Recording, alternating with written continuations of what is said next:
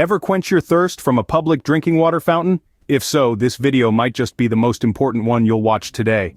We often rely on public water sources to stay hydrated, especially during hot summer days or after a vigorous workout. It's convenient, it's free, and it's everywhere. But have you ever stopped to consider what might be lurking within these water sources that contaminated?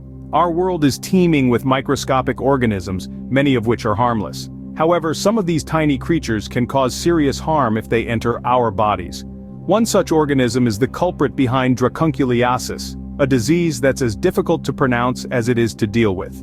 Dracunculiasis, also known as guinea worm disease, is primarily associated with stagnant water sources, which includes some public water fountains that aren't properly maintained.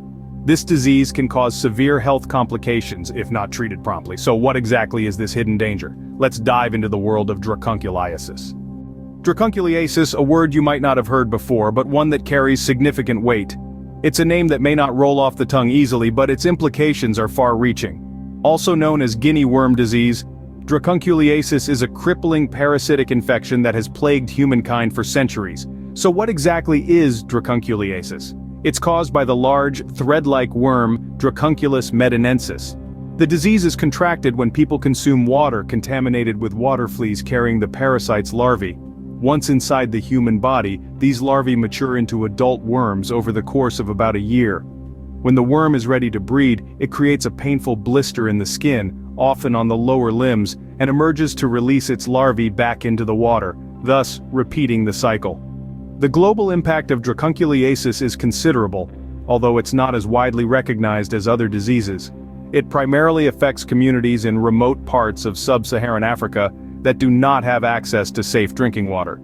In the mid-80s, the World Health Organization estimated that there were over 3.5 million cases of dracunculiasis worldwide. Thanks to a colossal global eradication campaign, that number has plummeted, but the fight is far from over. The seriousness of dracunculiasis lies not only in its painful symptoms, but also in its socioeconomic consequences. It's a disease of poverty, hitting the most vulnerable populations. Those affected are often unable to work or attend school for months at a time, trapping communities in a cycle of poverty and disease. And while dracunculiasis may not be fatal, it can have debilitating effects on an individual's quality of life. Imagine a worm up to a meter long emerging from your skin. The pain is excruciating, and the healing process is slow and agonizing. Doesn't sound pleasant, does it? Now let's identify the symptoms. The first step towards battling any disease is recognizing its symptoms. Dracunculiasis, also known as guinea worm disease, has a set of unique symptoms that can help identify its presence. Initially, you may not notice anything unusual. The parasite spends about a year growing inside the body, quietly and unobtrusively. However, as it matures and is ready to exit, that's when the real trouble begins. The first sign is often a blister, typically on the lower limbs. This blister causes severe itching and discomfort, often accompanied by fever, nausea, and vomiting. The blister eventually ruptures, revealing a long, white worm. This is the infamous guinea worm, and it can be quite a shocking sight. This is the moment of truth. The worm cannot be yanked out as it may break, leaving part of it inside your body, leading to severe complications. Instead, it must be removed gradually. This is where the cure comes in. Treatment for dracunculiasis is a painstaking process.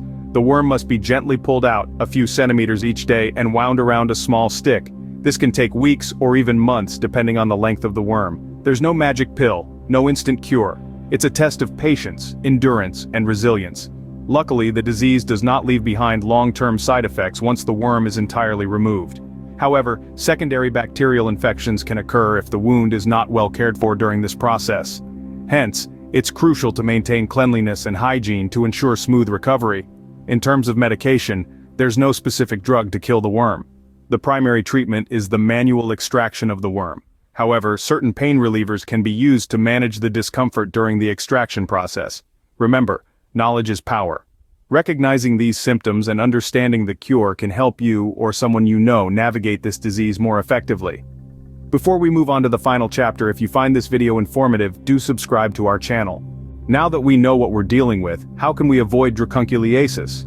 As the saying goes, prevention is indeed better than cure, especially when dealing with a disease as formidable as dracunculiasis. First and foremost, let's talk about safe water practices. Although there have never been cases of people drinking from public tap water being infected with dracunculiasis, it's crucial to make sure that the water you're consuming is clean and free from contamination. Boiling water is a simple yet effective method to kill most harmful organisms. If boiling isn't feasible, water filters or chemical disinfectants can also be used. Another key preventive measure is to avoid walking barefoot in areas where dracunculiasis is known to exist. The larvae of the guinea worm are often found in stagnant water and can penetrate the skin when it comes into contact. Wearing shoes can provide a protective barrier and prevent infection. Now, let's not forget the power of public health education. Knowledge is our best weapon against diseases like dracunculiasis. By raising awareness about the disease, its symptoms, and how it can be avoided, we can empower individuals to take the necessary precautions. Moreover, community participation plays a vital role in disease prevention. Community members can help in spreading awareness, identifying potential cases, and ensuring that infected individuals are treated promptly and properly. This collective effort can significantly reduce the spread of dracunculiasis.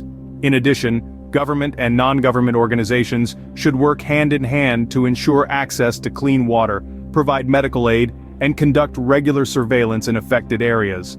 It's a collective effort that requires input from everyone, from individuals to global organizations. Remember, each one of us has a role to play in preventing the spread of diseases like dracunculiasis. Your actions can make a difference. So, let's stay vigilant, let's stay informed, and let's work together to create a healthier, safer world. Share this video with your friends and family. Let's spread awareness and keep our communities safe.